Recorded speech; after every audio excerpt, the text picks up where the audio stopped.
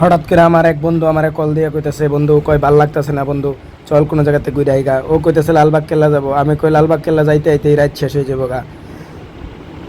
তো তারপরে চিন্তা করলাম যে দিয়াবাড়ি যাই একটু কাশবনের থেকে একটু ঘুরে আইগা।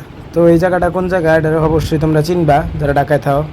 তো তারপরে অবশেষে আমরা চলে আসলাম দিয়াবাড়ি মেট্রো রেলের নিচে।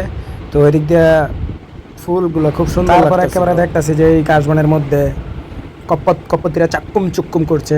তো তারপরে আমরা নাইমা গেলাম ওই লোক এই জায়গায় একটা মসজিদ আছে, মসজিদের পাশে নাইমা গেলাম। তো মসজিদে নামাজ পড়ার পরে আসর নামাজ পড়ে যাইতেছি সামনের দিকে, দেখি যে এটা বুট বুট রাইড করতেছে আর এই জায়গায় বক্সিং খেলতেছে। তো এগুলো দেখে একটু হাস্যকর লাগলো। তো তারপরে জায়গায় বুটের এই জায়গায় এসে যাওয়ার রাস্তাটা এটা পানিতে ডুবে গেছে আর হইলো গিয়ে বেডি আর বেডি। বন্ধুরা কইলাম চল আমরা এদিকে না থাই, আমরা জায়গা একটু পিছনে যে জায়গায় কাশবন আছে।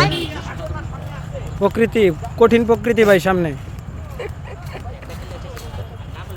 প্রকৃতির ঠেলায় খালি বেডি আর বেডি দেখবে।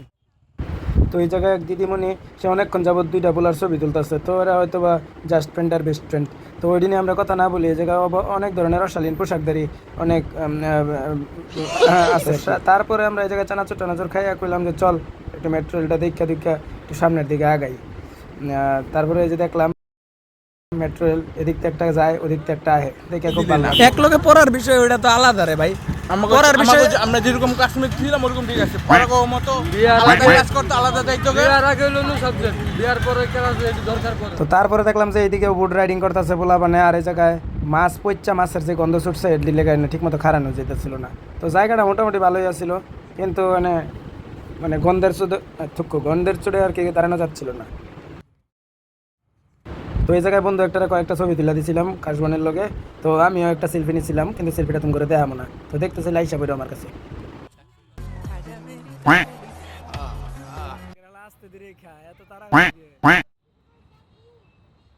তো তারপরে এদিকে সন্ধ্যা হয়ে এলো, এই জন্য আমরা আবার ধীরে ধীরে বাড়ির দিকে চলে গেলাম। যেই দিক দিয়ে গেলাম ওই দিক দিয়ে আসলাম।